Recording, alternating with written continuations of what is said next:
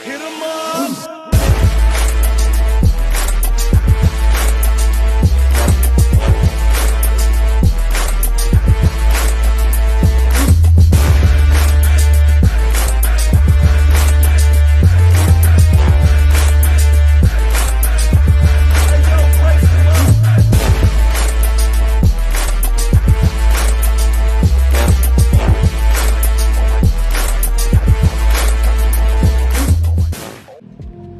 Mau kemana kita mau cari ikan kuning lagi dan lagi. Sebelum itu kita mau ngobrolin soal kenapa PLN itu apa namanya ya, selalu merugi gitu ya kan. Kita tahu PLN itu kan perusahaan listrik negara yang memonopoli ketersediaan listrik di sini gitu ya kan. Alasan PLN merugi berdasarkan pengetahuan saya adalah, kita asumsikan atau ibaratkan seperti PLN ini penjual nasi goreng. Nah, karena penggunaan listrik itu berdasarkan konsumsi nasi goreng di setiap di setiap rumah, berapa porsi nasi gorengnya begitu ya kan. Tapi si PLN ini dia bikin nasi goreng satu kuali, satu tungku gede kayak bubur satu gitu ya kan,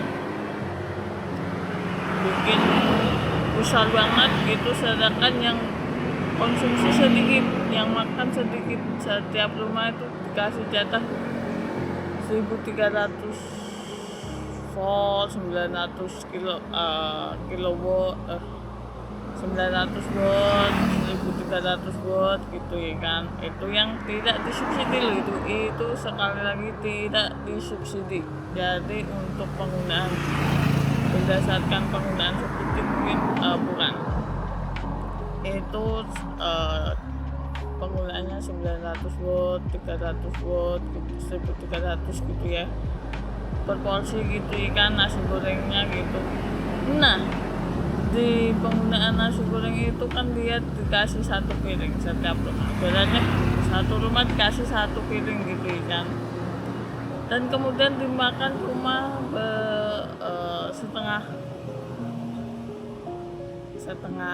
piring gitu, dan kan sisa setengah piring ya itulah yang dimasukkan dalam sebuah kerugian penggunaan listrik itu.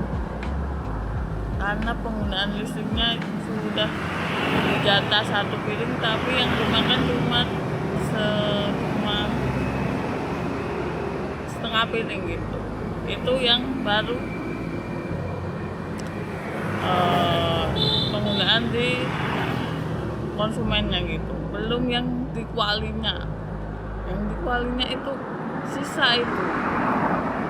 Jadi nggak semuanya yang di kuali itu bisa terbagi semuanya.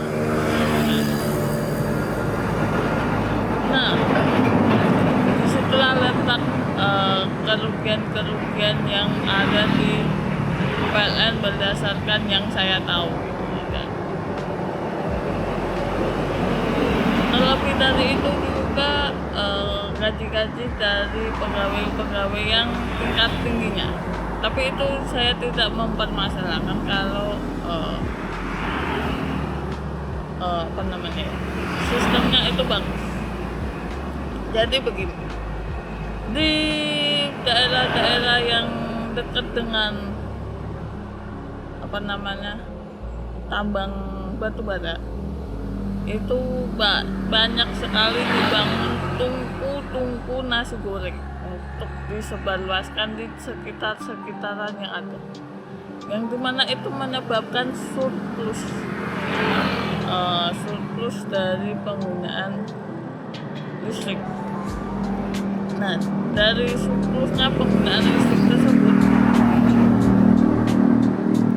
bisa diartikan bahwasanya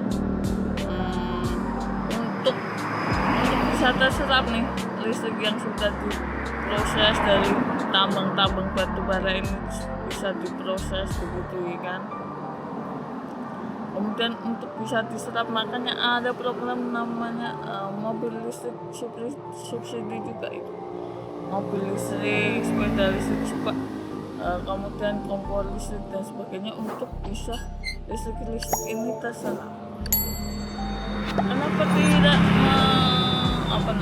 membuat atau menggoreng nasi gorengnya sesuai porsi? Batu baranya tidak laku dong.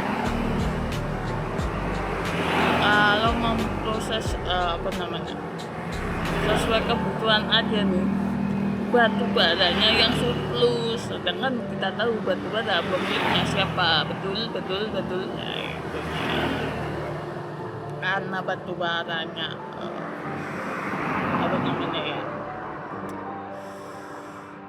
banyak sekali itu, karena titik-titik batu baranya banyak supaya bisa cuan lebih cepat gitu ya. PLN suruh digoreng semuanya gitu. Nah, sedangkan ketika digoreng yang makan cuma sedikit. Walaupun banyak ketersediaan listriknya surplus begitu ya kan, di daerah-daerah dekat dengan pembangkit listrik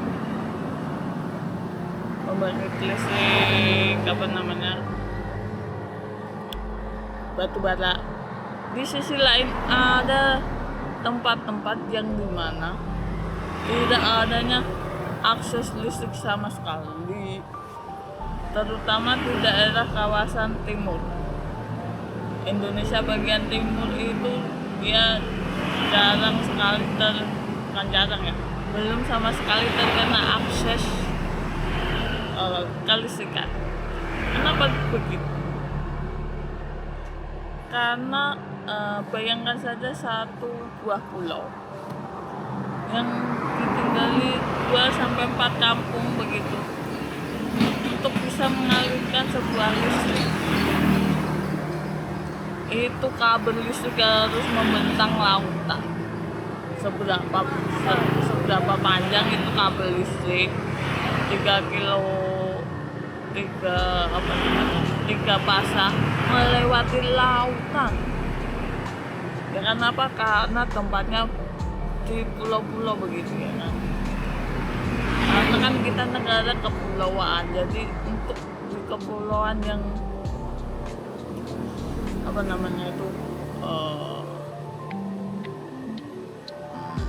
yang ruangnya itu hanya bisa diakses di 3-4 kampung aja. Pembangkit listrik tenaga batu baranya lewat apa? Jadi emang sangat sulit diakses di situ.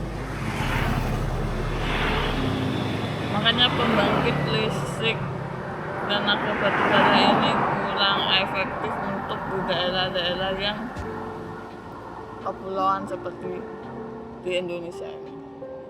Lebih baik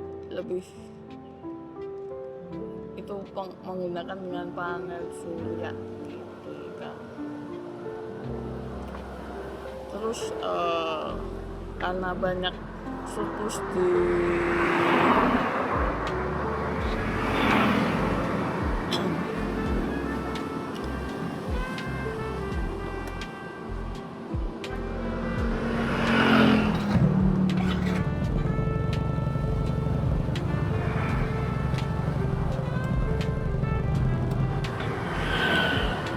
karena banyaknya surplus di surplus di daerah Jawa ya khususnya ya, itu kan dia harus menggunakan untuk menyerap surplusnya PLN itu. Dia harus bagaimana sebisa mungkin diserap dengan cara adanya pembagian mobil listrik begitu, campaign untuk menggunakan mobil listrik, yang dimana mobil listrik tenaganya dari listrik dong, nggak mungkin dari genset. Nah, karena penggunaannya dari listrik. Nah, ini yang saya khawatirkan dari mobil listrik ketika kita mengandalkan satu sumber kelistrikan, yaitu PLN. Ketika kita sudah bergantung pada suatu instansi, satu entitas begitu, ketika udah terlalu bergantung gitu, ketika itu listrik dinaikkan secara signifikan, yang kita sudah bergantung penggunaan untuk berpergian menggunakan mobil listrik yang harus dicas dengan listrik, masa harus dengan listrik yang dimana menggunakan listrik juga dan sebagainya gitu. Kemudian kita harus sudah nyaman begitu dengan menggunakan kelistrikan yang dimonopoli oleh PLN, dan seketika itu juga listrik dinaikkan secara sepihak karena kita tidak punya pilihan, kita nurut aja gitu kan. Maka dari itu saya itu berkomitmen untuk tidak menggunakan seperti mobil listrik, sepeda listrik, skuter listrik, ataupun kompor listrik sebelum punya pembangkit panas surya sendiri. Karena ketika kita berdaulat dengan energi kita sendiri yang kita hasilkan sendiri, kita punya sendiri gitu kan, mau bergantung apapun kita yang mengolah sendiri. Bedanya kita yang sudah berlangganan dan tergantung pada satu entitas. Ketika kita sudah bergantung pada satu entitas dan kemudian entitas itu menaikkan secara sepihak, kita tidak bisa melakukan apa-apa kan. Tambah lagi entitas tersebut sangat kurang bertanggung jawab untuk di saudara-saudara kita yang terdampak bencana pada pada bulan-bulan bencana ini gitu kan, yang dimana kita bayar rutin setiap saat, setiap waktu gitu tanpa telat. Dan apa kompensasi dari sebuah kematian listrik yang tidak ada kejelasannya gitu? Apa gitu? Apa yang diberikan kompensasinya untuk karena listrik padam gitu ya kan sehari gitu, untuk seorang freelancer gitu yang menggunakan listrik internet untuk berkegiatan bisnis, komunikasi gitu ya kan, tidak bisa diakses selama 1 bulan sama sekali, tidak bisa mendapatkan penghasilan dong tentunya dong. Masa ya harus pakai genset sumber dari lainnya gitu, dan menambah anggaran lagi dong kelistrikannya. Terus biayanya dari mana itu, kompensasinya mana yang diberikan, apa gitu, apa kalau kita terlambat naik pesawat delay gitu kan, ada kompensasi dari maskapai. Dan apakah kompensasi dari PLN ini ketika mati lampu selama 3 hari 3 malam yang dimana itu bisa merugikan sebuah bisnis usaha semacam laundry yang harus menyalakan mesin cuci setiap hari setiap saat gitu ya. Apakah itu dinormalisasi gitu dengan hanya begitu aja? Oke, kita langsung saja, kita mau makan dulu, kita sudah lapar. Oke, dah. Sampai bertemu lagi.